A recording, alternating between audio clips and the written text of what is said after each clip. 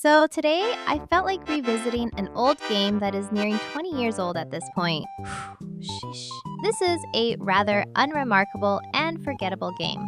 Still, it does have a somewhat active modding community, and in recent years, a few notable mods have been released that aim to improve the game in various ways and expand upon the story, such as the 2.0 mod. What I am covering today is an extension of the 2.0 mod, but it is a much older project that predates the completion of the 2.0 mod.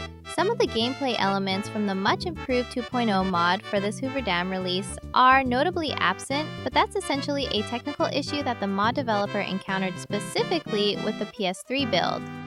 I would cover the Wii version of this mod, but I couldn't be bothered setting up and enduring the awful motion controls being mapped onto a PS5 controller. Also, before I begin, it's worth noting that the Wii version is superior to this PS3 edition in some aspects, such as gameplay mechanics and other elements that mitigate the difficulty and make it more enjoyable, except for the god-awful motion controls.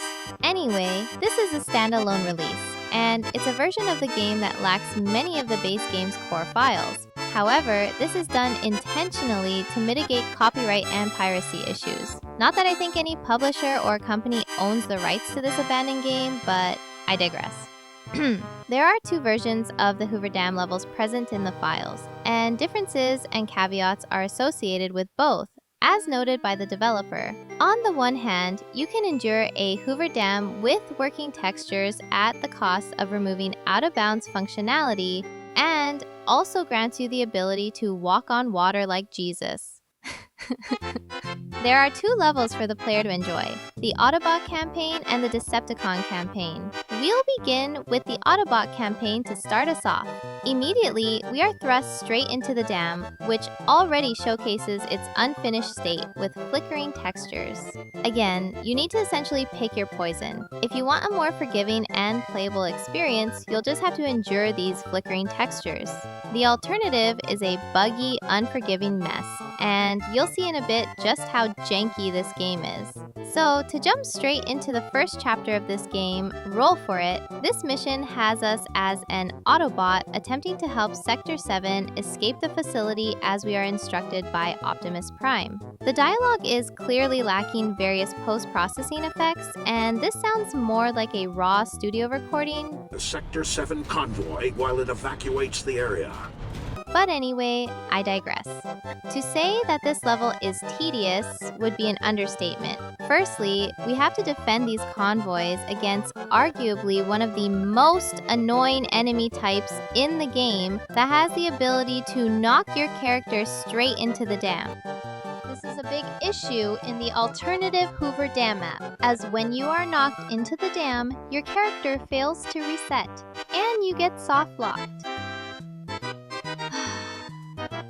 I find it ironic in this mission that we are tasked with safely escorting Sector 7 to safety, while simultaneously using their vehicles as projectiles at enemies, and not to mention, Sector 7 seems to be shooting at Bumblebee, so that adds some additional annoyance, but that's probably more of a result of the game being unfinished, even in the final build. One thing I do like about this chapter is the use of checkpoints that the mod developer included, which is a nice touch, considering the repetitive nature of this mission and the fact that you can die at any time. Your biggest obstacle during this mission will mostly be the Dreadwing drones, as they love to repeatedly transform, and once they land, there is some knockback effect emitted from their descent. As annoying as these enemies are to fight, there are just so many of them at the same time, and it really feels like a drag or some artificial difficulty increase. This mission is probably the hardest mission in this entire mod, but after disposing of the Decepticons and destroying the dam, including countless casualties, we complete the chapter. And now, we're presented with Chapter 2.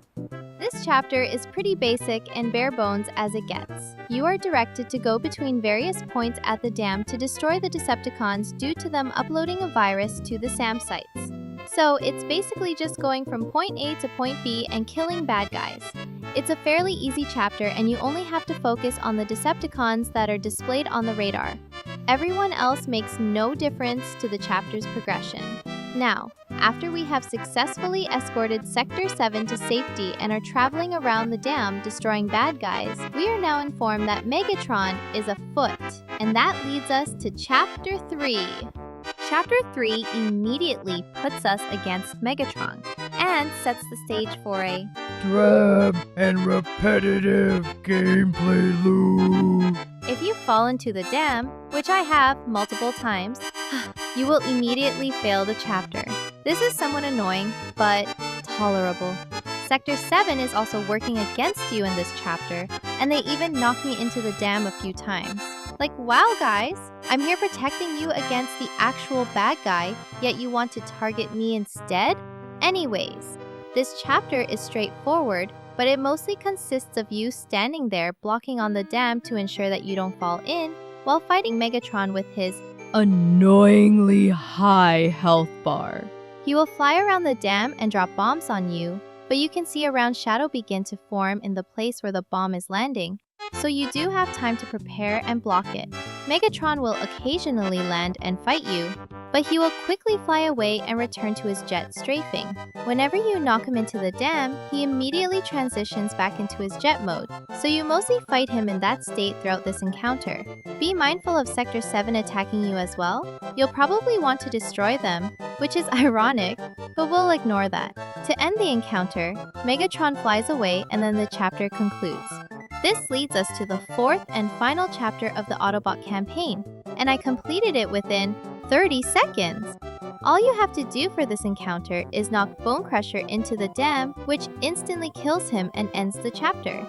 Upon completing the chapter, it concludes the level, and then we transition to another level simply named Campaign Complete. This is just a free roam level of the dam with various character select points. Decepticons will also randomly spawn, and you can encounter Starscream. There really isn't much to do at this point, so let's look at the Decepticon campaign. So here we are with Megatron Arise, which I think is a reference to the Marvel comics, but I'm not sure.